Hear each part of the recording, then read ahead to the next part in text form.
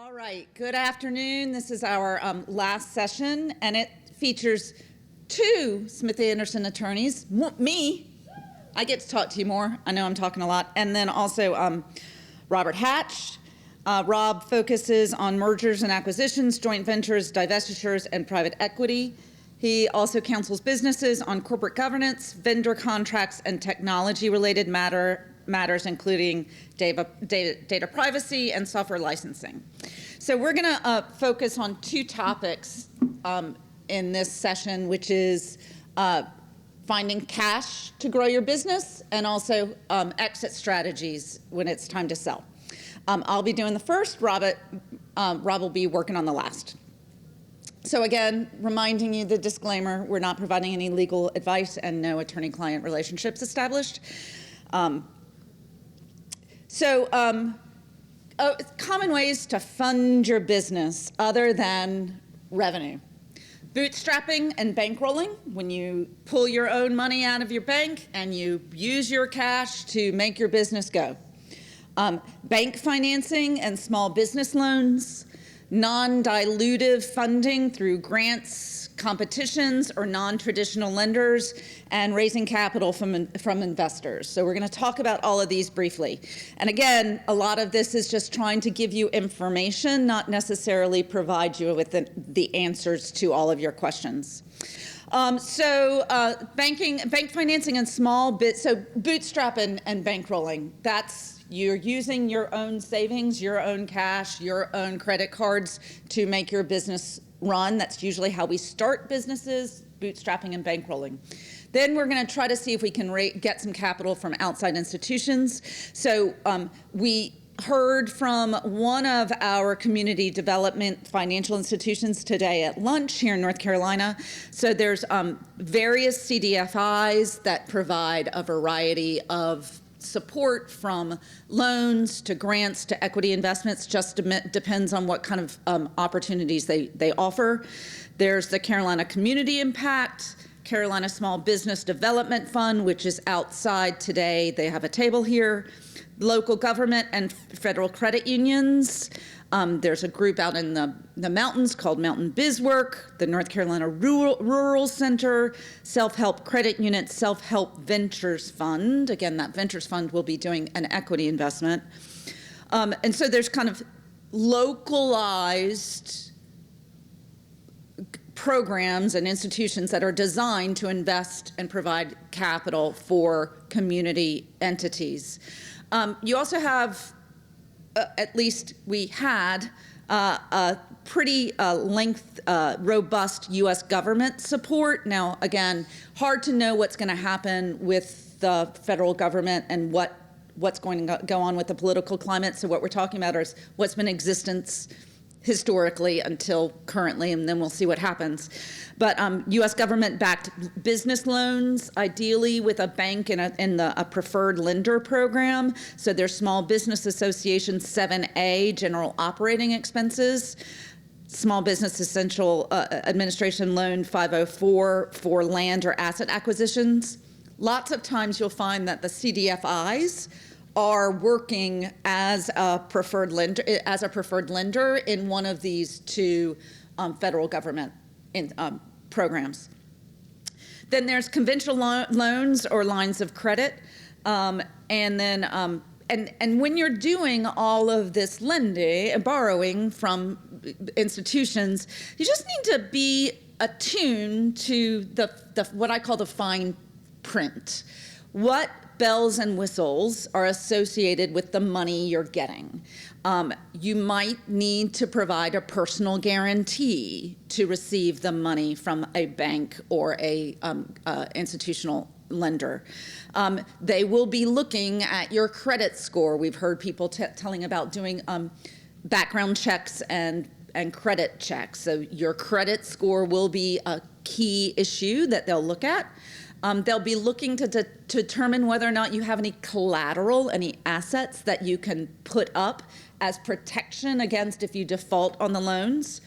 The repayment terms, how long is the loan? When are you required to repay it in full? Is there an ongoing interest obligation that you need to pay that interest on a monthly, quarterly, semi-annual basis? What are the terms? What are the interest rates associated with the lending? Is it a fixed? Is it a floating interest rate?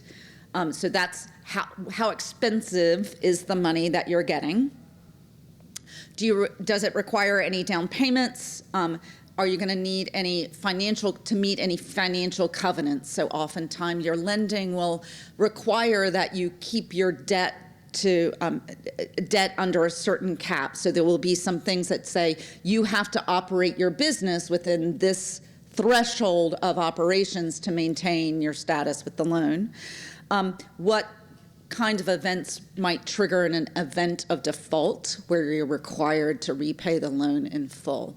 So lots of small print that is important for you to understand. Now, most of these programs have loan advisors, they have counselors that will walk you through these issues and requirements and how to navigate them, but it's important that you understand that these are part of the conversation.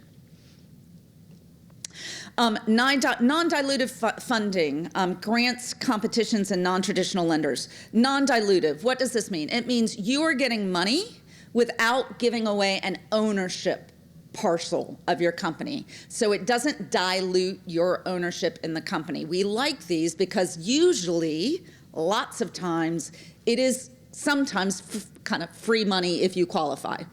So there's federal programs, the Small Business Innovation Research, they provide grants for certain areas of practice.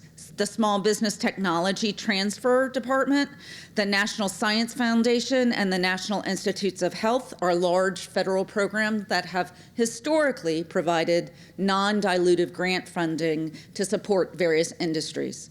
Now, your business may not be involved in that industry, but it is worth understanding what's out there. North Carolina has some specific programs. The North Carolina Department of Commerce grant and incentive programs are out there. There's rural transformation grants, various workforce grants that are targeted in bringing in and expanding your employee base. Main Street Solutions Fund, One North Carolina Small Business Program. The North Carolina Biotech provides grants and loans, particularly in the life sciences industries, and the North Carolina IDEA grants. The city of Raleigh has a really great resource page at that link. They really have a lovely list of options to seek grants, to seek non-dilutive funding. Other sources for funding, so there's non-traditional lenders. So when we think about lenders, we think about banks, we think about CDFIs, but there are other kind of professional lenders, and a lot of those are operating in what is known as a revenue-based loan program. So think of it like it is a royalty, right? So instead of repaying a loan just based off an interest rate, I may be borrowing money and paying back the loan through a percentage of my revenue. So if I have a big enough margin in my costs, so I can produce the service with a big margin, then I may be able to skim off a portion of that to repay my loans. So there are several programs. Lighter Capital does this revenue-based loans. Rev Up Capital does this kind of revenue-based loans. Of course, usually you need to have revenue to get a revenue-based loan, right? Because you need to be able to pay it off or show evidence of paying it off. There are also investment crowdfunding options based on a revenue through registered intermediary. There's several, and Honeycomb and Small Business Bonds Marketplace are very well known for their lending in the crowdfunding space, which is where you're going to customers and clients to borrow money rather than to professional investors. WeFunder, Start Engine, and boutique broker-dealers can also assist with investment crowdfunding when you're offering a security to a bunch of people over the internet to raise capital. Another sources are universities, incubators, and accelerators. So sometimes universities, in conjunction with other partners or alone, will start programs to encourage their current students, their faculty, and their alumni to start businesses, and they will provide assistance. So there's Andrew's Launch Accelerator, which is at NC State. Kickstart commercialization grants are available to UNC faculty. First Flight Venture Center is out in the Research Triangle Park that has incubators and accelerators. The Pink Ceiling, the Pinkubator, which is a local incubator specifically for women-owned business. Get the pink going, yeah. Raleigh Founded is a local supporter, and the Cookery to provide just a couple of examples. So like the Cookery is a space for restaurant businesses that don't have their own commercial kitchen. So you join the Cookery and you're able to use the commercial kitchen, similar to kind of what Loading Dock is doing for a warehousing solution. So those are all kind of, you go out there, you find out, you apply and you apply and you apply. If it's regulated for banking, you're going to have a big application, but focusing on your financials. So that's kind of one avenue. The other avenue I want to talk about is how you raise money from third parties, from investors. And so there's lots of different kinds of investors, and we're going to talk primarily about federal law here. Each state also has similar laws that kind of track it the same way. So you have to think about, I know you've kind of heard this a lot. You think about the federal laws, and then you also have to look at each state you're dealing with too. Same thing when you're raising capital. So the type of investors, we have individuals. So we have people who are friends and family that might want to invest in your company or give the company money to grow. Angel investors, which an angel investor is a type of individual investor that meets the characteristic of what the federal government describes as an accredited investor. ACCREDITED. Did I spell that right? I can't spell anyway. Accredited investor. And this is a individual or an entity that has sufficient wealth or salary to meet standards that they're viewed to have enough kind of leverage and sophistication to not need the protection of the regulators. And this is, the thresholds here are $250,000 in annual salary, $300,000 with a spouse or spousal equivalent, or $1 million in net assets, without counting your home, okay? So these are angel investors who meet a status of accredited investors. And then you might have potential investors who are your customers or your clients or your fans of your product who might want to invest. Now you see there's a little asterisk next to friends and family and an asterisk next to customer, clients, and fans. You know, when we lawyers put an asterisk next to anything, it means, whoa, be careful. So I just talked about the class of investor called an accredited investor. Our laws are written so it's easier to raise money from wealthy, sophisticated, professional investors than it is from your clients or your fans or your customers, and oftentimes your friends and family. If your friends and family are accredited investors, if they are wealthy, sophisticated investors who also happen to be your friends and family, or your customers, clients, or fans, if they are all accredited, then the path forward is easier than if they are not. Now, a lot of your friends and family and your clients and customers and fans are not accredited investors. So the path to raise capital from them is more complicated and has more regulation, okay? If you take nothing away from today, is the fact that the status of the person that wants to give you money as an accredited investor or not really matters. It really matters, okay? Then there's professional investors, venture capital funds, private equity groups, family offices, which are kind of families with lots of money that invest large scale. These professional investors typically are all accredited investors. So we kind of have two classes of investors in the United States. We have retail investors, and then we have accredited investors.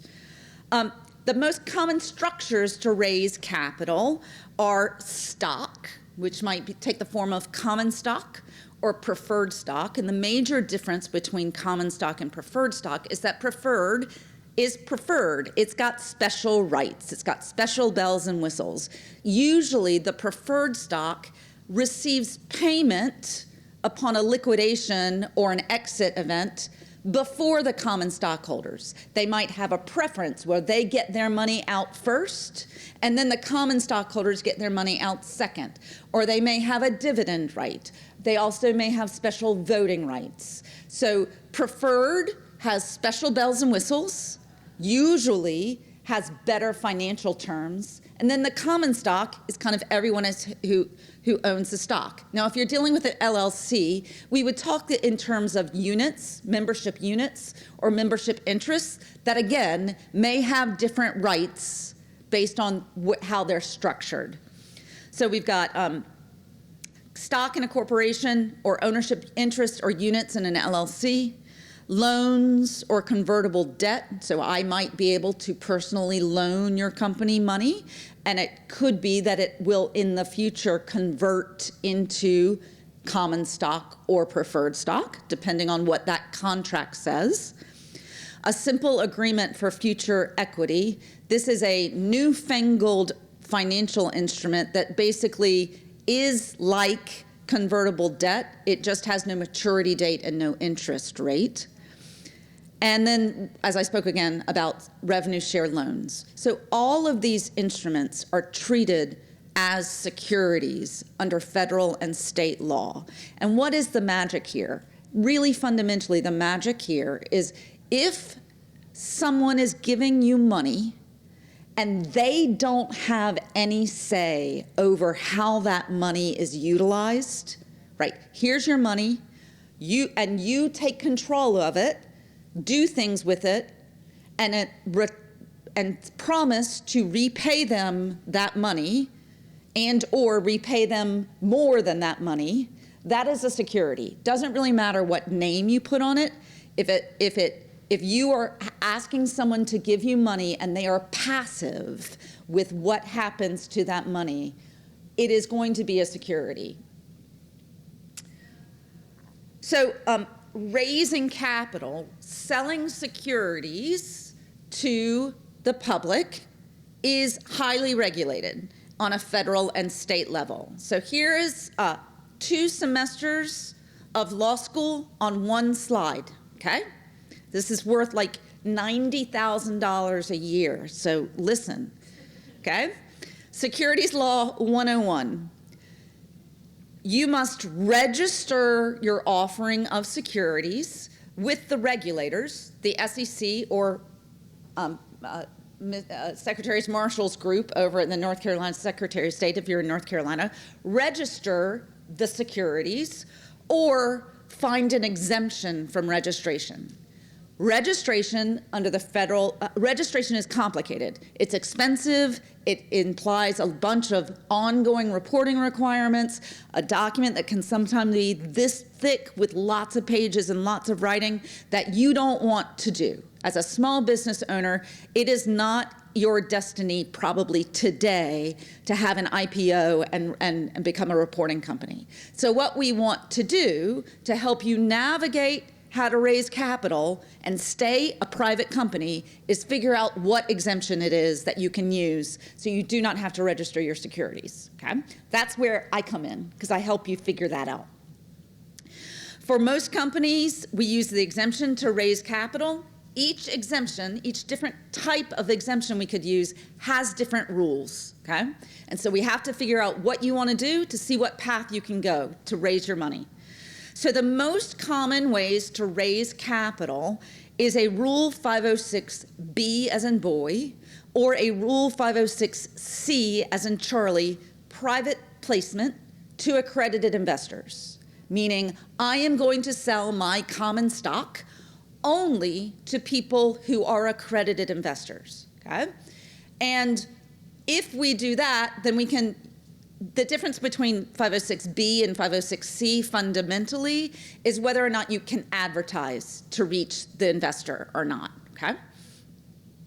Then there's regulation crowdfunding, which is offerings to anybody, irrespective of whether or not they're accredited investors or retail investors, across the country, subject to caps and other threshold requirements. Then there's Regulation A, which is like a mini version of an IPO and a mini registered offering, where you can include anyone across the country, again, subject to caps. The main difference between regulation crowdfunding and Regulation A, other than disclosure requirements and compliance cost, is that the caps. Under Regulation CF, you can raise $5 million in 12 months. Under Regulation A, you can raise up to $75 million in 12 months, okay? So again, and then a lot of things that we look at is how are you reaching the investor? Are you going to talk to a room full of strangers? Are you going, or only talk to people that you have a long-term relationship with? If you're only talking to people with a long-term relationship, then you are not advertising your offering. You're just talking to the people you know or have a good relationship with. If I stood up here today and said, I have a widget company and I'm selling common stock for $2. Please talk to me afterwards if you'd be interested in learning more. I have just made a general solicitation, okay?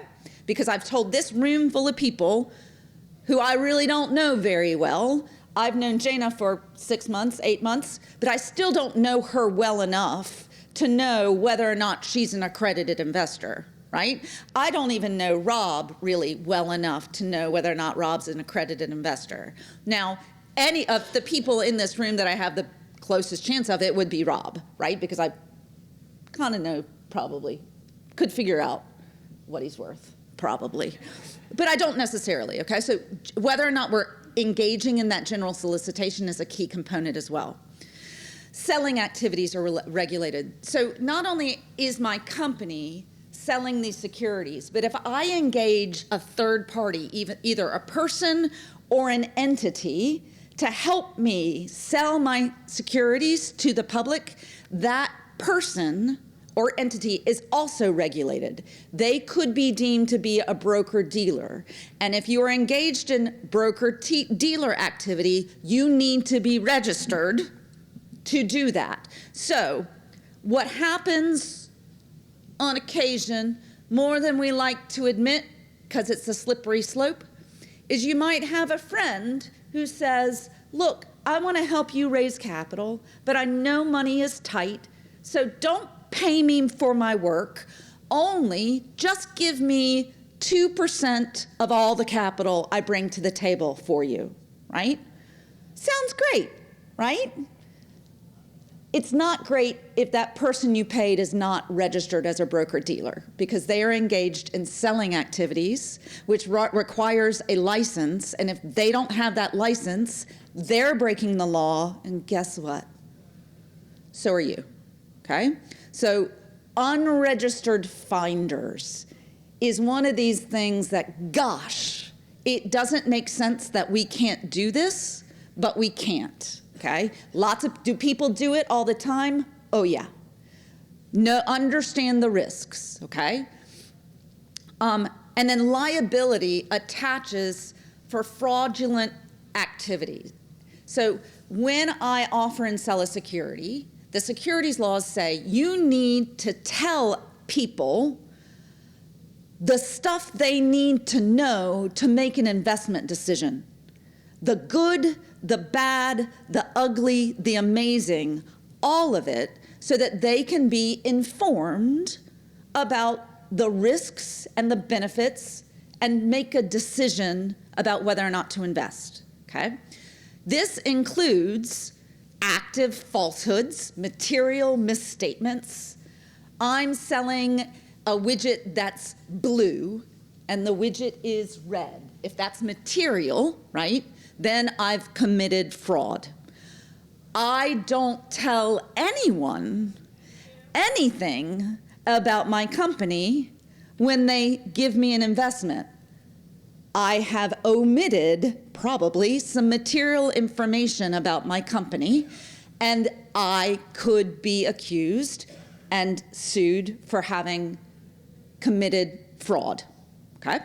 So fraudulent activity relates to your selling activities, and one of the real reasons why you hire someone like me is to, one, figure out which exemption it is that you're gonna use, understand the rules around the exemptions that you're gonna use, and get me to help you write disclosure that help reduce your risk of anti-fraud exposure, okay? Because it's real.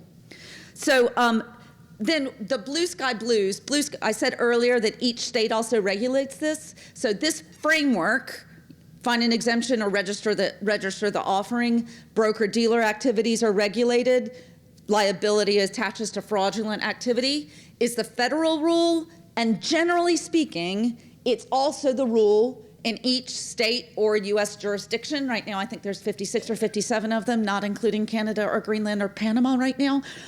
But Canada does have its own set of securities laws, which, if you sold in Canada, you would need to comply with, okay? So it's jurisdictional based. Where are you when you make your offer? Would you like to buy my common stock? Where am I? I'm in North Carolina, right? So North Carolina laws are gonna apply. Let's pretend that where Jana's sitting right over there is Virginia. Just humor me. Would you like to buy my stock? Yes. Maybe. I've just made an offer in Virginia. So North Carolina law and Virginia law. Hey, let me gonna put it on LinkedIn that I'm selling common stock. What jurisdictions am I dealing with? Everybody, right? World Wide Web is worldwide. So we have to navigate these things. All right, blue sky, that's what the blue sky laws mean. Each state has rules, but they generally speaking, mirror federal law in a way that we can navigate, but it can get complicated. So here are the things I ask people when they say, I want to raise capital. These are the things I ask. How much money do you want to raise? Because some exemptions impose caps. I want to raise $10 million. Well, you can't use regulation CF because you can only raise 5 million. If 5 million is okay, then we could talk about whether or not you need to use that. Okay, so the cap, how much money do I want to raise? Who are the investors? Who are you targeting to give you money? Are they only accredited investors? If so, I'm going to send you down this path. No, it's really important to me that my customers be able to invest in my company because that's the mission behind us, and I want to build my brand awareness. Okay, if that's the case, then we have to get on an exemption that allows you to market to non-accredited investors, okay? How much do you want to raise? Who are your investors? How do you plan to reach your investors? Do you have that personal relationship with them so we really don't need to use any amplifiers to reach strangers to invest in your company? Or, no, I'm going to post it on LinkedIn. I'm going to send it to a listserv of 500 of my closest friends that I went to school with, and those people. Or they're all business people that I've known for years. We need to understand whether or not we're engaging in general solicitation or not. And just like most regulations, it's more likely that the police, that the regulators are going to say that activity was offering, right? So we need to be conservative in our approach, right? No, I haven't put my offering on an airplane and flown it around Raleigh, right, saying buy my stock for $1. I haven't done that, but I did send an email to the entire alumna of my sorority. The entire, it's only 700 people. Sounds pretty much like I don't have a relationship with all 700 people of those. Probably general solicitation. I sent an email to my small group in my Duke business class. There are about 10 people. I've known them for 15 years. We've been, playing golf together for 20 years. Those people you aren't generally soliciting. So again, it's very fact determinative. And are you ready to comply with the ongoing cost associated with raising capital? So certain of these exemptions require that you provide investors a specific list of information about the company, because the SEC says these people who are retail investors might not have the sophistication to say, I need you to tell me about X, Y, and Z. So the SEC has said, in order to use regulation crowdfunding, you have to prepare a disclosure called Form C that has information about your business plans, has financial information, has capitalization information, has risk factors, has this list of stuff that says you need to say X, Y, and Z, right? There could be specific financial statement requirements. Just like the bank is going to want to look at your financial statements, your investors are going to need to receive financial statements. And sometimes those requirements are incongruous with the way you are currently doing your financial reporting. Oftentimes, a lot of these requirements require that your financial statements be in US GAAP, generally accepted accounting procedures. And generally speaking, QuickBooks is not GAAP. So we have to figure out if you can afford and want to take the time to move from QuickBooks into the required disclosure, okay? And then there could be ongoing reporting requirements where if you proceed in offering and raise capital under this specific exemption, the SEC also says every year or every 6 months, you have to file and make available an annual report about how the company's doing, okay? So when we look at all of this, we look at how much you want to raise, who you're trying to target, how you want to reach the investors, and do you understand the costs associated with compliance to raise this money, helps us decide where to land on the spectrum. And so I think the primary thing, and then we're going to move on to Rob, I think, is these are all, I'm just skimming the surface on the questions, right? So you need to answer the questions before you raise capital. So you need to consult a qualified attorney before you start the process so you know which path to be on and what the rules are that apply to your path. It's pretty simple once you learn the rules, but you got to know the rules, and there are rules. So even if it's just from your friends and family, please consult someone who knows this stuff. Doesn't have to be me. It's not Rob. He doesn't know this stuff. But someone who understands private company securities laws. Don't advertise or generally solicit investors without consulting an attorney, because doing that will affect which path you can or can't use in the future. Make sure your investors understand what kind of investment they are making and the risks associated with making that investment. You will have this lovely business plan that says how the great things that you're going to do with your company, what they are and the products and the cool things you're going to do.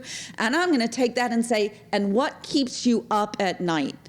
What, if something went wrong, what would cause your business to fail? What keeps you up at night? And guess what? You need to tell those investors those things too, because they need to know that if the sun doesn't rise at 6:20 in the morning tomorrow, your company could fail, if that's the case. So you know what has you worried, right? You know, I need to make sure that the products come in from China at a price point that works for me. We know that this is a risk. So those are the risks you have to tell people about your company so that they're fully informed. Please don't pay commissions to unregistered finders or broker-dealers, including your employees. Don't structure employment compensation as a bonus based off of money they've raised, okay? No sales commissions. Does it happen all the time? Sure. Is it great? No. Is it risky? Yes. And I can chat about that. All right, that's me. That's raising capital. And now we're going to move to David. I mean, Rob. There's just too many people. Okay. We'll do questions at the end. All right, I think I'm oriented here. So my practice focuses on mergers and acquisitions. This topic is exit strategies. So we're talking about some kind of sale or wind down and dissolution. I'm not going to focus at all on wind down and dissolution. That's not the goal here. But know that there is, a world where you could just wind down and dissolve your entity, and that's a perfectly acceptable outcome. But I'm going to focus on sales. And my goal within speaking about sales is just mainly familiarize you with some of the terms you'll be hearing, the process generally, because this is a very jargon-heavy area of the law. And so just hearing these will get you acclimated. Okay. Well, to whom might you sell your business?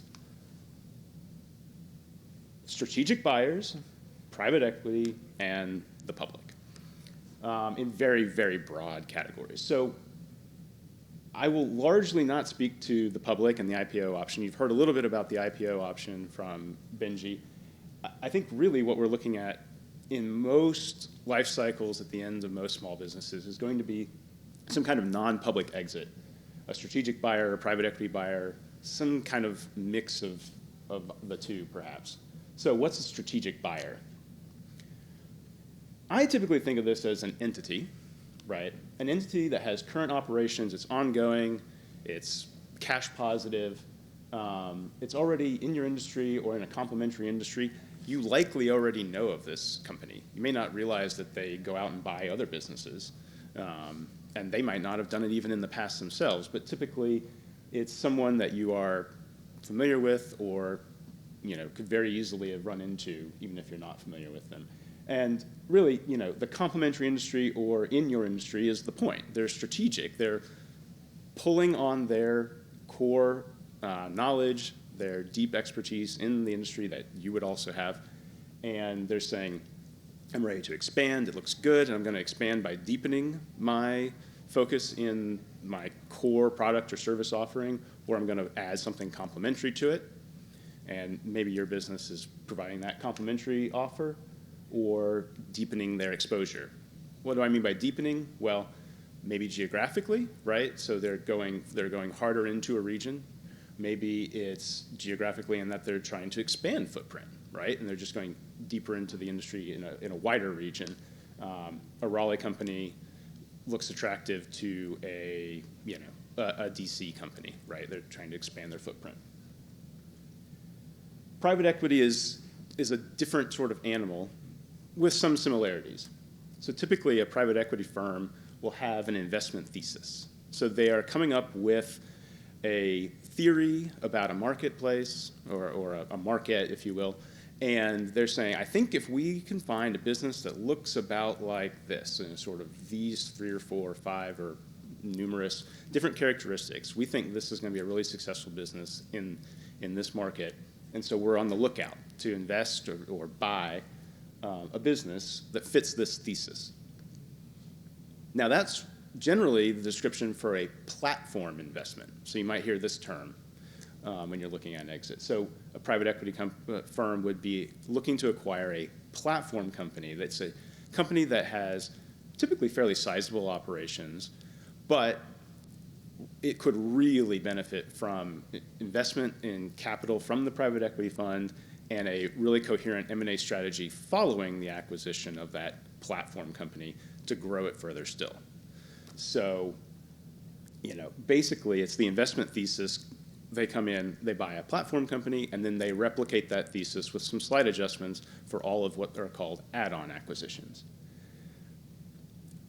Every private equity firm has a very deep familiarity with the M&A process. So if you are on the other side of a platform type transaction, you're going to experience a very sophisticated set of buyer documents, essentially. If you are in the platform and then you go to do subsequent add-ons, you'll have the weight of the private equity firm sort of behind you for all that sophisticated negotiation. This is a very quick comparison. These aren't meant to be opposing things. These are just sort of 3 items to highlight for each of them. So again, a strategic buyer is typically an entity with current operations, already in the industry, and possibly less aggressive as far as expansion strategy goes.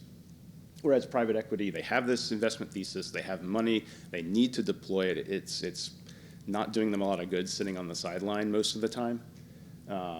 Maybe now is a different scenario, but generally speaking, it's not doing them a lot of good sitting idly by, and they're going to take that deep familiarity with the M&A process and execute on their growth strategy. Again, won't really dwell on the IPO. Okay, so you're going to be on sell side, and you are either looking to exit or someone approaches you about a potential exit, a purchase of your business. I would say the first 2 things I would do, I would immediately start thinking about who's a good legal partner for me, and is there already involved in this process a business broker or an investment banker?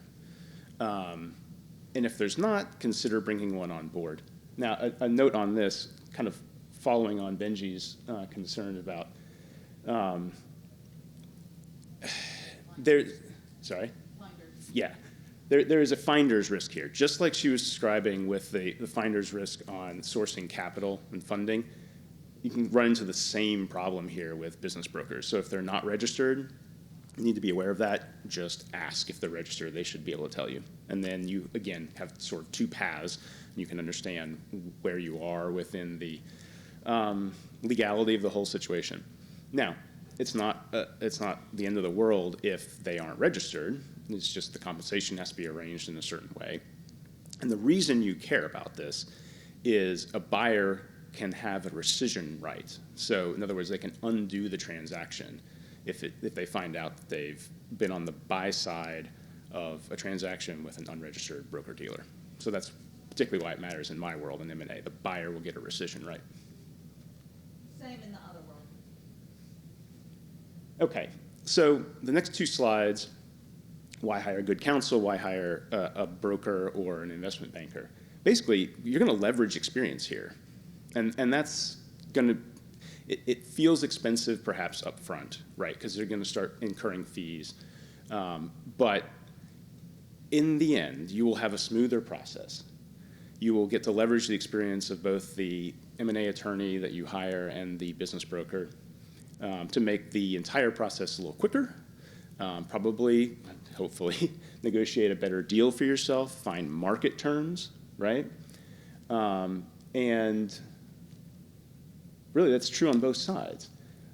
Now, the attorney is going to understand market terms from a legal perspective, very valuable in its own right when you're talking about negotiating the purchase and sale agreement. Your investment banker or broker is going to understand the market terms as far as just business terms, right? So not going to get into a lot of detail and weeds on this, but suffice it to say there are what's a going set of terms for a particular business. Can you get a higher price if you present certain facts that are true about how you drive revenue? Or can you get a better set of terms because you as a founder are willing to stay on and prove that the business is going to do really well in the future? So we would call that an earnout. Those are kind of businessy terms. But then even within that, it has to get articulated in a legal document. So then there are legal terms to flesh out, and they would center on what kind of efforts does the founder have to do following closing to achieve, right, the earnout. Things like indemnification. So if something goes wrong following closing, do you have to, as a seller, compensate the buyer because you essentially sold them something that was worth less than it appeared in the beginning? I'll pause here for a moment to say I kind of think of the M&A process as just a more complicated, less common version of buying a house or buying a car. You really are kicking the tires or sending somebody through the house to really understand, is it built well? Does it run well? That sort of thing. You can use this analogy pretty well. The only difference between your car and your house and your business is, generally speaking, I'm assuming your car isn't generating revenue or your house isn't generating revenue. So there's this whole other component of the due diligence process where they're verifying the revenue that the business is throwing off. But everything else is going to be very similar. They're going to look at the building you're renting or that you own, understand whether it's up to snuff, as it were, is it in good shape generally. They're going to look at your IP portfolios. I'm sure you've heard earlier. Is it in good shape? Do you own everything? And so anyway, all this sort of expertise, this experience with doing M&A transactions generally, you're going to be able to leverage if you find a good broker or investment banker or an attorney now, sort of ahead of time. If you're thinking about a transaction in 6 months, go ahead and find somebody now. So get your house in order.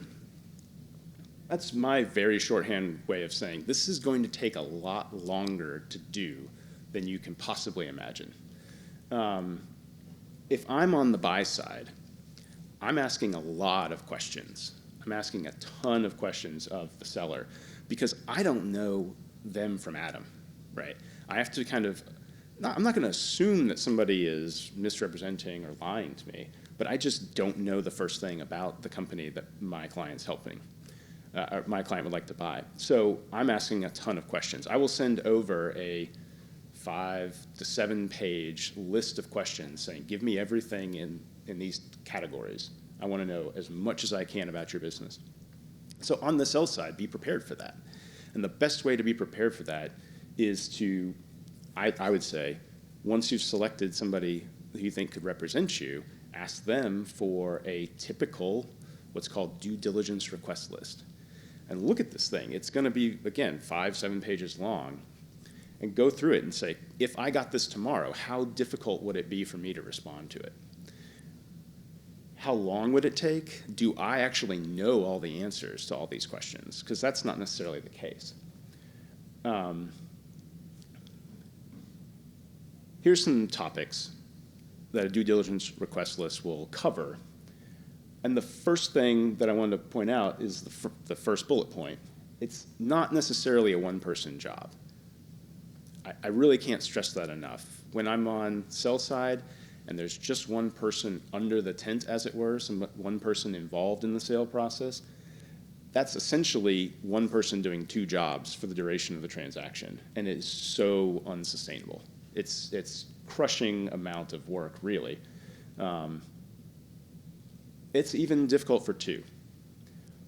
The key point, though, is you need to look at the list of the things you're going to be requested to provide and understand if you can respond to all of them. So, for example, if you don't understand your employee situation intimately, maybe your HR lead is the right person to fold in, to put under the tent, as it were. Lots of folks are hesitant to bring people into the process because they're concerned about spooking their employees. Oh, we're undergoing a sale. What's sort of life going to be like? And that's fine, and that's a sensitivity that I think you should consider and honor and work through. But just know that to the extent you don't bring additional folks into the tent, as it were, that burden will fall on you as a seller. So you'll be asked things like, have you obeyed sort of corporate formalities? So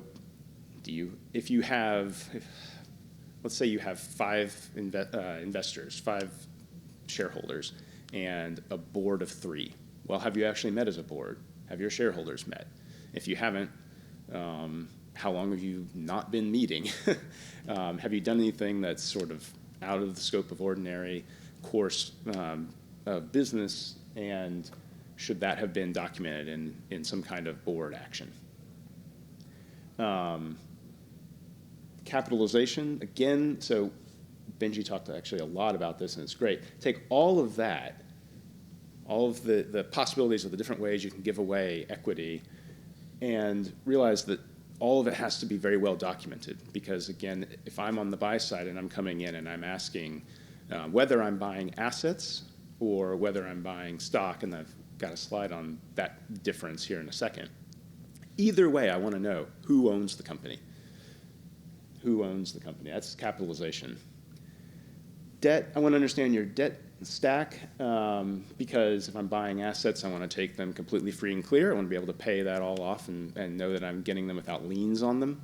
And if I'm taking equity, I want to make sure that I'm taking a company that doesn't have a lot of debt on it, or doing so with my eyes wide open if I'm on the buy side. So for you, being able to very crisply and cleanly show what debt you owe is great because it inspires confidence in the buyer. That's one of those things that if they get a big debt item that comes up in the 11th hour, that's pretty frustrating and makes a buyer sort of question how well the diligence process has gone generally. Depending particularly upon your industry, the last two are going to be of different levels of importance. So if, particularly now in our current climate, the employment and employment law compliance topic might be pretty tough and require a lot of diligence. So this is where they'll look at things like how have you done with I-9s and E-Verify compliance for employees, or if you have H-2B workers, how's that gone? And intellectual property, if that's a key part of the company's assets, have you protected them, registered them, that sort of thing. Okay, so a couple different, three different ways, but really kind of two, and one's a flavor, or has two flavors rather. You can go down the path of an asset purchase, or you can go down the path of an equity purchase. And a merger is a flavor of kind of an equity purchase. All other things being equal, sellers would prefer to do an equity deal. Why? Well, when you sell equity, the liabilities of the company, generally speaking, go with it. If you don't say anything else, just the general approach is going to be that the liabilities as well as the assets go with the equity. If you do an asset purchase, the buyer is going to just pick up the assets. The selling entity remains with the seller. Sort of, if I set up a company and I have one other shareholder and I sell assets, then Rob Inc., right, still exists and I still own it. But I've sold everything out of it except for the cash that I get back and maybe a handful of corporate records that allow me to continue making a tax filing, for example. By contrast, if I sell the equity in Rob Inc., it continues, but now it's completely in buyer's hands. So that's a fundamentally different liability, a risk-shifting scenario when you do an equity purchase versus an asset purchase. Guys like me will come in and try to make an equity purchase look more like an asset purchase from a risk-shifting standpoint, but that's kind of, we'll call that M&A 2.0. Sort of, that's why to hire good counsel. Because if you are on sell side and your buyer insists on doing an asset purchase, you can say, okay, but we're going to rework this to look a little bit more from a risk-shifting standpoint, like an equity purchase.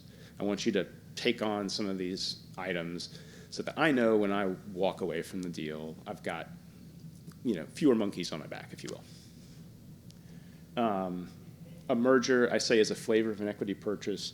It's because there's going to be two entities combining, right, and then going forward. So they're going to look at it as from a risk-shifting standpoint. A buyer will look at it as similarly risky to an equity purchase. Okay, and at the very end, I put in this term, or this sentence, and what is rollover? So when you run into this term, think of rollover as sort of a second bite at the apple. So you've got a business, and someone wants to buy it for $10 million. They'll pay you, or you want to, let me phrase it this way, you want to sell it for $10 million. And a buyer comes in and says, I'm not sure about the 10, but I'll pay you 8, and here's what I'll do with the other 2. I'll ask you to roll over $1 million into my buyer entity, and maybe I'll ask you to earn out. That's another term I don't have up here, but earn out the other $1 million. So what's happened now? So the company is theoretically or potentially the deal is worth $10 million. You're getting 8 at exit. You're getting potentially another $1 million if the business performs post-closing. So think like maybe another year, if you hit revenue numbers, right, you'll get another $1 million. But what happened to that other $1 million to get you to 10? Well, what they're saying is we're going to take the equity or the assets that you're selling, and instead of giving you cash back for them, I'm going to give you, buyer will give you back shares of the company that's buying it. Why would you take that? Well, this is why I call it a second bite at the apple. One day, they're going to, in turn, sell, or they're going to go to IPO, or something's going to happen with them. You're then a shareholder or an equity holder, if it's an LLC, in that entity that bought you. So it's a second opportunity for you to essentially resell that sliver again. And that could be a great option because the business could grow and increase in value, and then that $1 million, right, that you traded for equity, that equity in the future could sell for more. Of course, it could sell for less too. So you have to understand that that's a possibility. And so there's some just decisions to make. Sometimes folks at the end of a process say, look, I just want cash and I want out, and I don't really need to hang on for the next ride, if you will. But if you're kind of interested in seeing how the market goes and you think your buyer's got a good plan, take some rollover equity and you might get your second bite at the apple. Oh, a lot of times, particularly this happens with private equity, they like to structure a deal with rollover because it keeps your skin in the game, right? A seller's skin in the game. Essentially, particularly if they're trying to give you an aggressive purchase price, I'll go back to that 10 million, 8 cash, 1 in 1.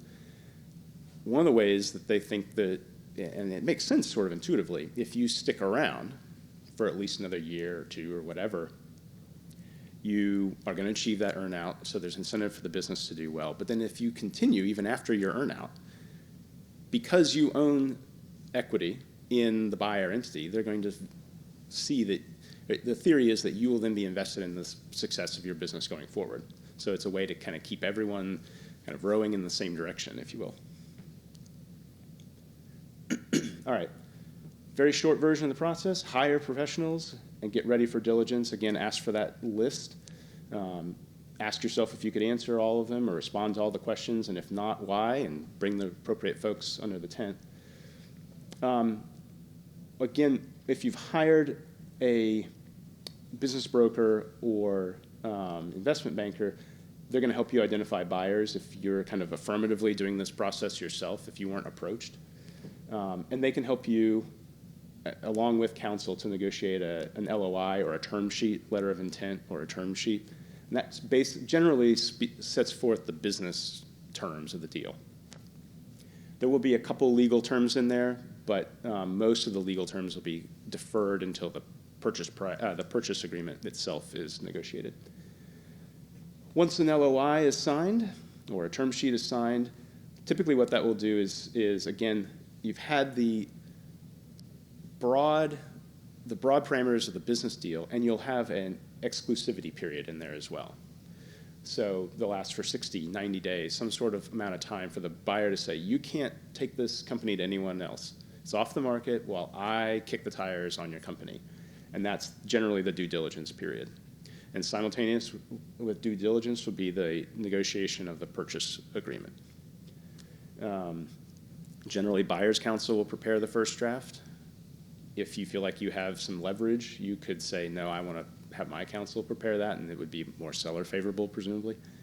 But generally speaking, buyer will prepare the first draft.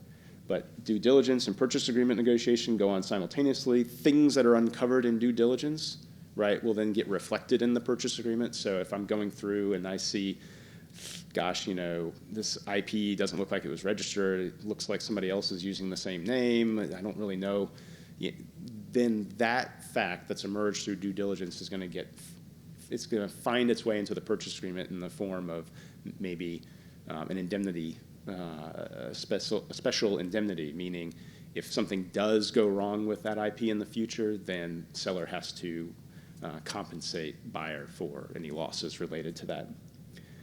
Once you've got all that negotiated, and there could be lots of things sort of hanging off the purchase agreement. So an employment agreement, a restrictive covenant agreement, a bill of sale, just lots of other little ancillary documents. Once those are all kind of negotiated, When the dust is settled on those, you will sign and you will close, and typically those will be at the same time, but there could be a little delay if you want to reach out to customers. You sign, you kind of get deal security or deal certainty, and then you go out to customers, tell everyone, and then you close. All right. All right, I'm going to jump in here just real quick.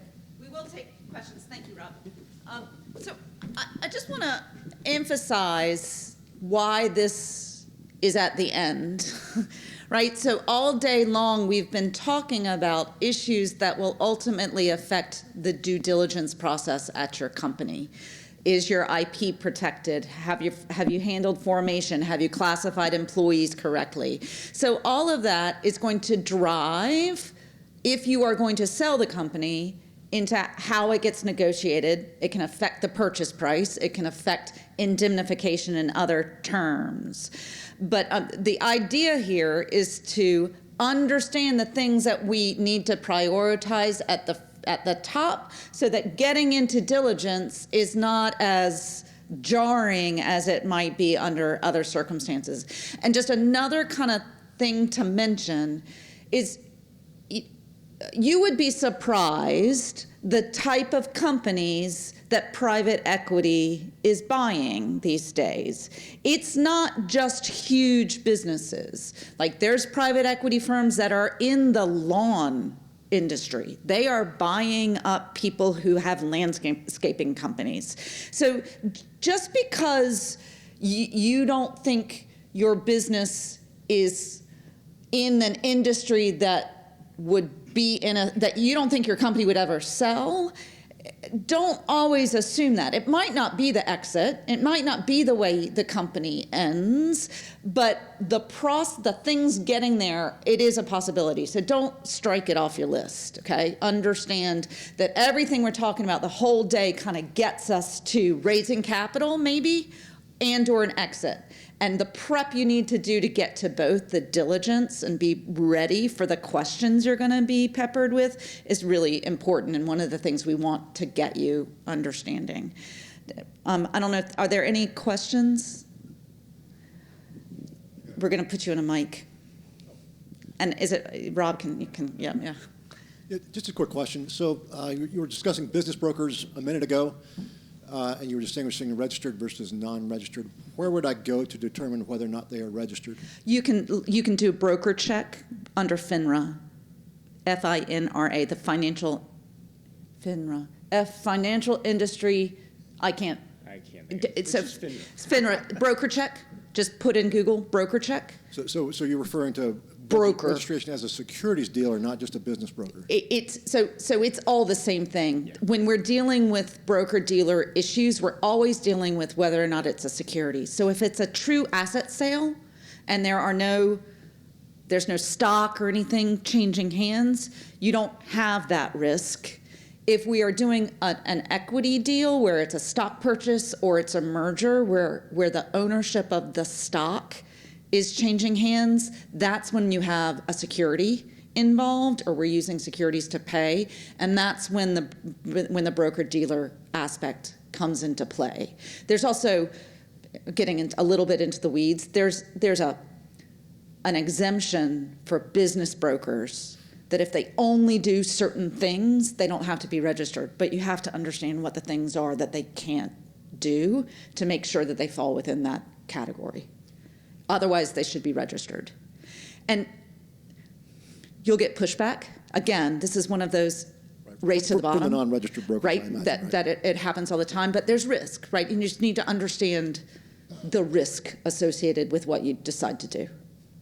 Helpful? Yeah, I understand. Okay. The only thing I'll add to that is, even in an asset sale, There can be. yeah, particularly if there's rollover. Yeah.